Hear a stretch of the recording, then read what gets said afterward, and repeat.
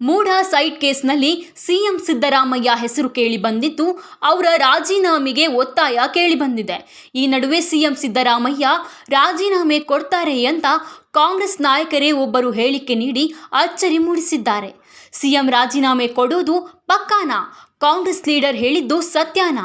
ಈ ಬಗ್ಗೆ complete details ಕೊಡ್ತೀವಿ ನೋಡಿ. ಮೈಸೂರಿನ ವಿಜಯನಗರದಲ್ಲಿ ಅಂಗವಿಕಲ ದಲಿತರಿಗೆ ಮೂಡಾದಿಂದ ಸೈಟ್ ಮಂಜೂರಾಗಿತ್ತು.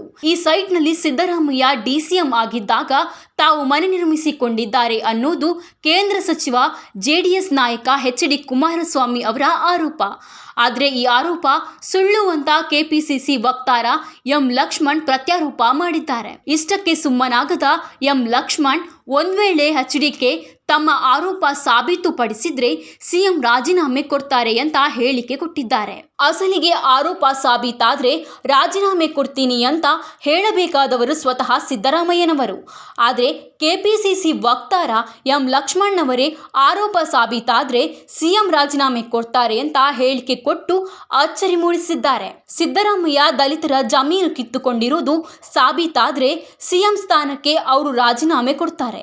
ಅದನ್ನು ಸಾಬೀತುಪಡಿಸೋಕೆ ವಿಫಲವಾದ್ರೆ ಕುಮಾರಸ್ವಾಮಿಯೇ ಕೇಂದ್ರ ಸಚಿವ ಸ್ಥಾನಕ್ಕೆ ರಾಜೀನಾಮೆ ಕೊಡಬೇಕು ಅಂತ ಸವಾಲ್ ಹಾಕಿದ್ದಾರೆ. ಸಿದ್ದರಾಮಯ್ಯ ವಿರುದ್ಧ ಆಧಾರರಹಿತ ಆರೋಪ ಮಾಡಿದ್ರೆ, ನಕಲಿ ದಾಖಲೆಗಳನ್ನು ನೀಡಿ ಸುಳ್ಳು ಮಾಹಿತಿ ನೀಡಿದರೆ ಕಾನೂನು ಕ್ರಮ ಜರುಗಿಸುತ್ತೇವೆ ಅಂತ ಎಂ ಲಕ್ಷ್ಮಣ್ ಎಚ್ಚರಿಕೆ ನೀಡಿದ್ದಾರೆ.